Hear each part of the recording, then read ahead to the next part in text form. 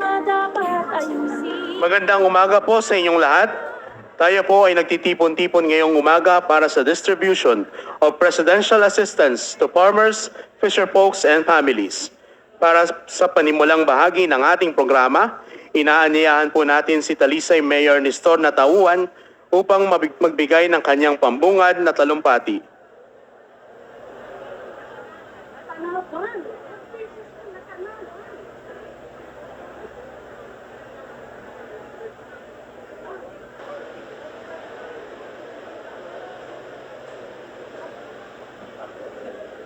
Magandang umaga po sa inyong lahat. Sa ating pong Pangulo ng Republika, Ferdinand Bongbong Marcos, sa ating pong mga cabinet secretary na naririto ngayong araw na ito, sa mga mayor, sa mga congressmen na naririto po, at lalong-lalo na po doon sa mga naapektuhan ng bagyong Christine. Magandang umaga po sa inyo lahat.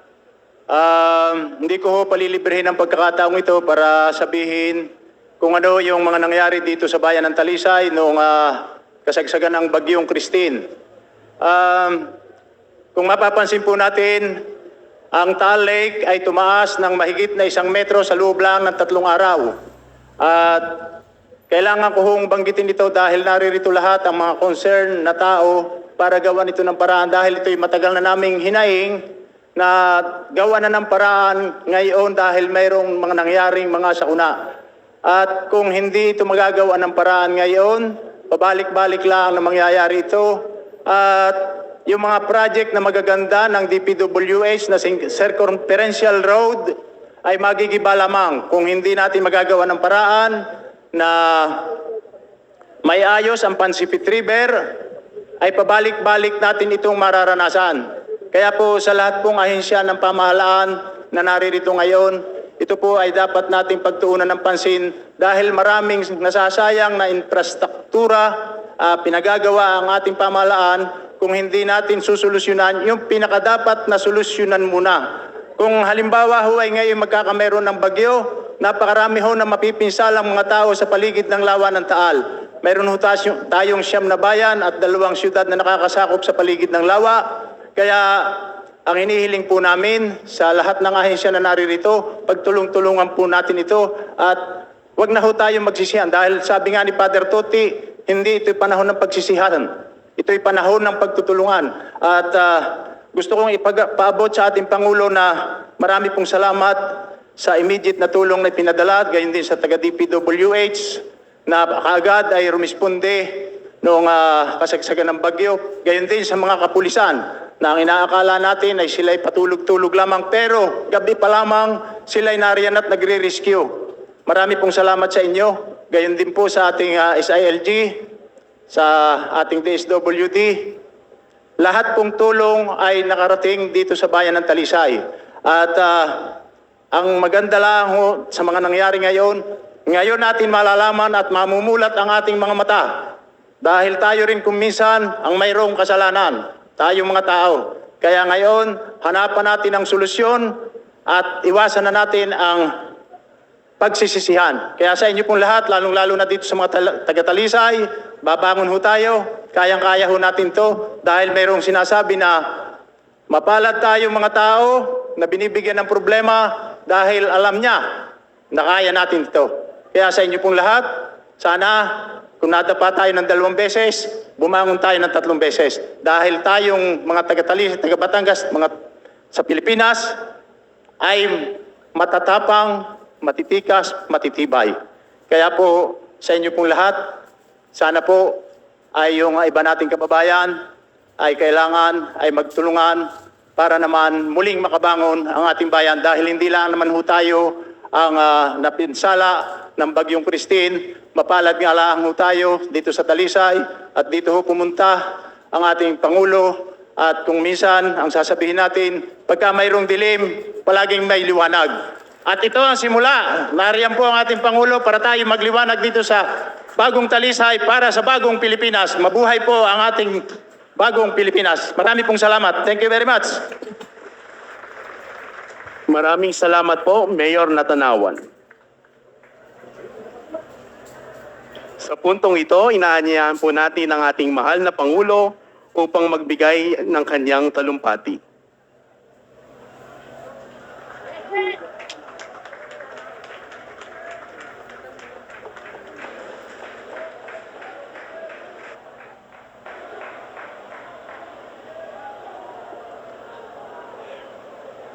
Sa ating mga kasamahan na sa pamahalaan ng ating mga cabinet secretary, ang gobernador, ang ama ng lalawigan ng Batangas, si Governor Dodo Mandanas, Vice Governor ng Batangas, Mark Lebiste, ang alkalde ng bayan ng Talisay, Nestor Natanawan, na nagbigay sa atin ng napakagandang mensahe, ang mga benepisyaryo ng ating presidential assistance ay pamimigay ngayong araw na ito.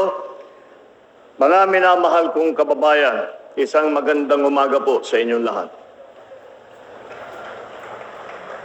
Nais ko pong ipaabot ang aming taus-pusong pakikiramay sa bawat Pilipinong naapektuhan ng Bagyong Christine. Itinalaga natin ang araw na ito bilang National Day of Mourning sa ilalim ng Proclamation number 728. Batid namin na hindi madaling maibsan ang sakit na inyong pinagdadaanan. Ngunit umaasa kami na sa suportang handog namin ngayon, kayo ay makapagsimula muli. Mula sa tanggapan ng Pangulo, magkakaloob tayo ng 60 milyong piso na tulong na ipapamahagi ng DSWD para sa munisipalidad ng Batangas, kasama na rito mga munisipalidad ng Batangas, kasama na rito ang Talisay, na lubang naapektuhan ng Bagyong Christine. Makakatanggap po ng tigsa 10,000 piso ang mga piling magsasaka at mangingisda na labis na tinamaan ng bagyong ito. Layunin natin na hindi na maulit ang pagkawala ng buhay dahil sa kalamidad.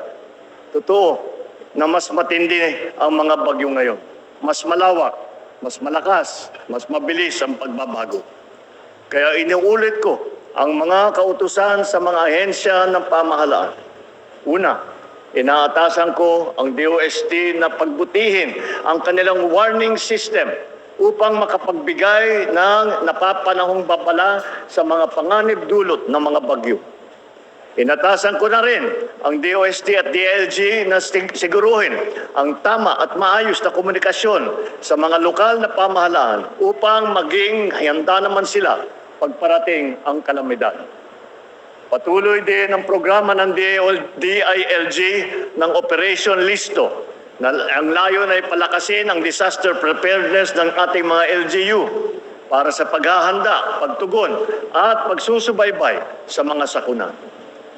Upang maiwasan ang pagbaha, lalo na sa mga mabababang lugar, pinag-utusan na natin ang NIA, DOE, DNR at MWSS na unti-untiin ang pagbabawas ng tubig mula sa ating mga dam bago pa man dumating ang bagyo. Ang NDRRMC at iba pang ahensya ng pamahalaan ay naatasan na rin na suriin ang kanilang mga pamamaraan sa ilalim ng disaster response upang mas mabilis tayo makapaghatid ng tulong sa mga naapektuhang pamayanan. Ang DPWH ay tinagubilinan natin na pagbutihin ang slope protection design ng ating mga kalsada at tulay nang matiyak na ito ay angkop sa pagbabago na klima. Ang administrasyon po ay pinagsisikapang matapos ang Taal Lake Circumferential Road para sa mabilis na biyahe sa bayan ng Talisay, Agoncillo at Laurel. Bukod pa rito, ay meron din proyekto ang gobyerno na magkokonekta sa munisipalidad ng Lobo at San Juan. Dahil sa matinding pagbago-bagong panahon, ang ating infrastruktura ay dapat masigurong ligtas at angkop sa gitna ng unos at iba pang sakuna. Kaya inaatasan ko na siguruhin ng DPWH na hindi lang ito matatapos sa inaasahang oras, kundi matibay at kalidad din. Kaugnay nito, ang DTI naman ay kailangan suriin at tiyaking maayos ang magagandang klase ng mga materyales at ibang instrumentong gagamitin para sa mga proyektong ito.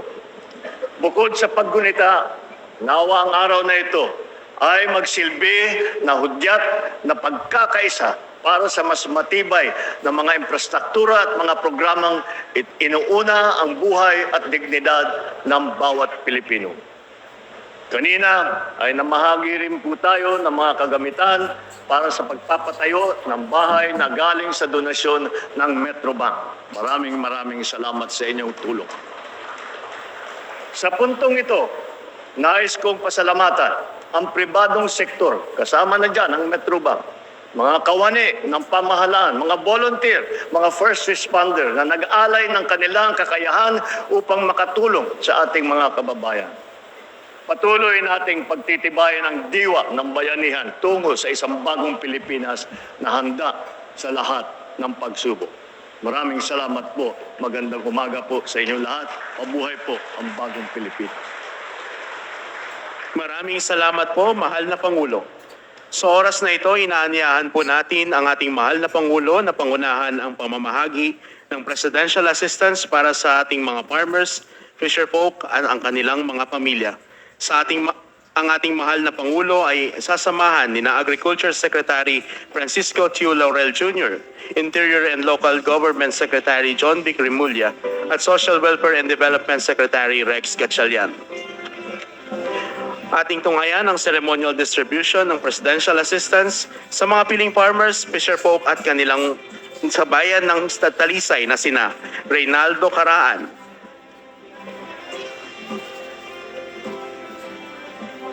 Lucena Hernandez,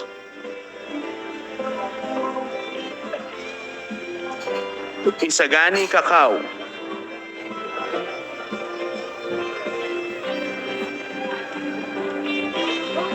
Rehinio Patricio, Sabino Hernandez, Celso Sumagi, Leopoldo Mendoza, Reynaldo Caristea, Pablo Urna, at Celedonio Opeña. Maraming salamat po, mahal na Pangulo. Sa oras na ito, inananyahan po natin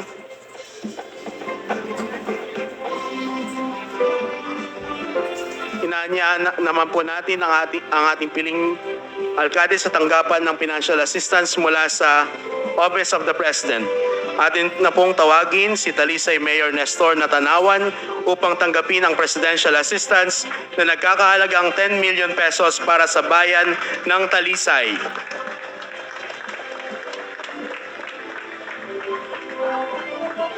Maraming salamat po.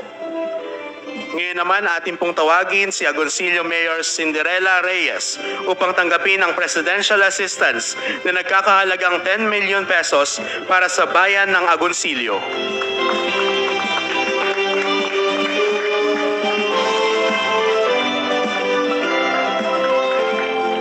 Maraming salamat po.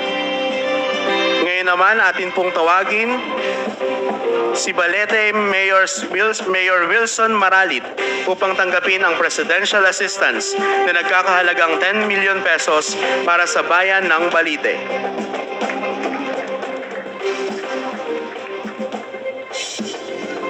Maraming salamat po. Ngayon naman natin pong tawagin si Cuencang Mayor Alexander Magpantay upang tanggapin ang presidential assistance na nagkakahalagang 10 million pesos para sa bayan ng Cuenca.